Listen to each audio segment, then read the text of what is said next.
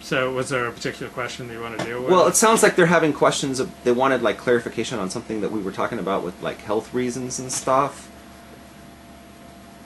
So they wanted to know, are the health reasons not substantial? Are they not a part of?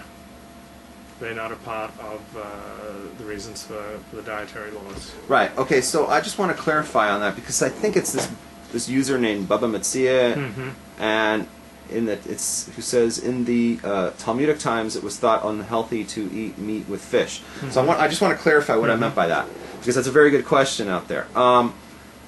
What I mean by health, what I meant by health was that where it says like don't. Like all it says in the written Torah is don't mix don't boil a kid in its mother's milk, and then it says it 3 times, and from that we learn out that you're not allowed to cook milk and meat, you're not allowed to eat the mixture, and you're not allowed to derive any benefit from it. Okay, now the reason why we do that is because God said so. That's about. And the breakdown of that is like which animals do we not eat? Like for instance, like we know we have to have like it has to split its hooves and chew its cud, right? So we don't eat the ones that only do one of those, like the pig or the camel. We don't, and things that don't do either of them, we don't touch at all. Right. Okay. So again, that's not a health reason. Now the thing about mixing together meat and fish and why we separate them, we don't cook them together and we don't eat them on the same plate. That's a health thing. Okay, but it's explicit. That's a rabbinic injunction that was added on specifically because of health. That's not to be confused with the overriding 613 laws that come from Sinai of the roots. The root laws of kosher foods, which is don't mix milk and meat. And these are specific animals that you're not allowed to touch. That you're not allowed to eat from, and from there we derive like all these other things and from whatnot, and the rabbis will stick on some other stuff so we don't come to transgress those laws from Sinai. Some of those things that they've added on are health things, but the overriding thing of milk and meat, those are not for health reasons. Hope that clarifies it a little bit.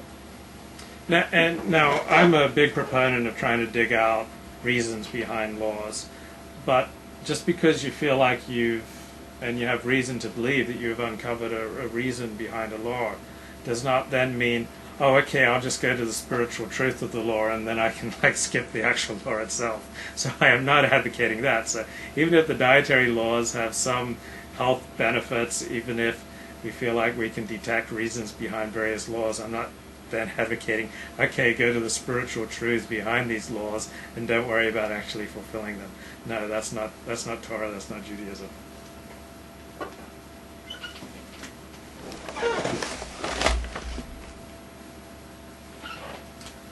As I was reading this week's portion, I was thinking, all this stuff about washing, it's constantly wash up, clean up, and all this attention to detail is a really good thing. I mean, this produces a clean people.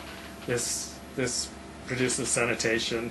So I'm not saying the primary reason for these laws is sanitation, and once you observe laws of sanitation, then you don't have to keep the laws of the Torah. No, but already we're developing in Israel an attention to cleanliness, and attention to detail, and a sensitivity to the difference between life and death.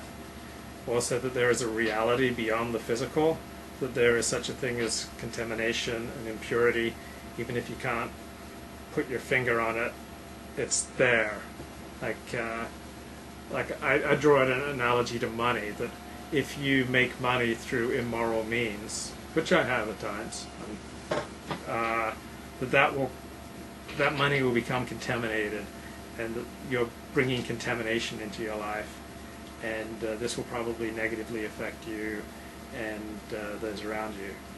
So this is not explicitly in this week's Torah portion, but what do you think about the idea, Rabbi, that there's such a thing as dirty money, that money earned through illicit means carries a contamination, and that you're bringing contamination into your life?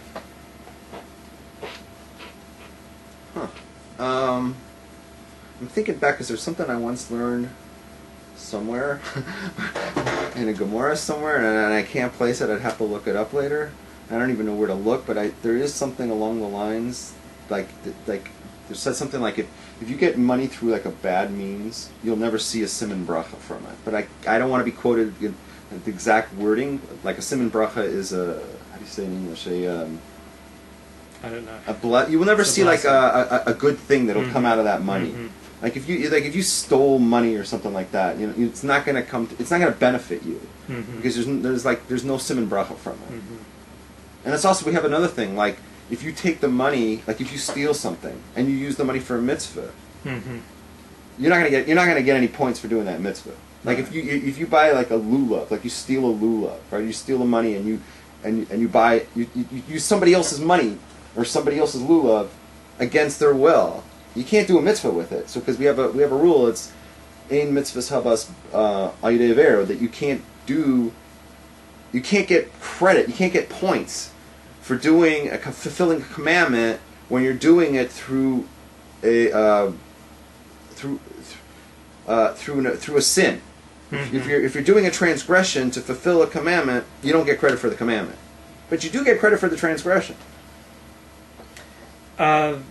Moving on to a different point, we see a lot of attention paid to vessels in this week's Torah portion, so it's pretty easy to see how the rabbis developed this idea that the vessels can contain impurity, and that not only must the food that you eat be kosher, but the implements and the vessels that you eat the food off of must also be kosher. So it's very easy to say, well, I never eat plates, so I don't have to worry about whether the plates are kosher or not. But this same attention to detail, certainly here in the Torah, certainly in this week's Torah portion, and there's certainly a very Torahic notion that even vessels can contain impurity. And there's no argument from Rabbi Ratz. No argument. I don't have to comment on every single thing. No, absolutely not. Because sometimes you just say like the whole thing, you know, and there's nothing really left to say.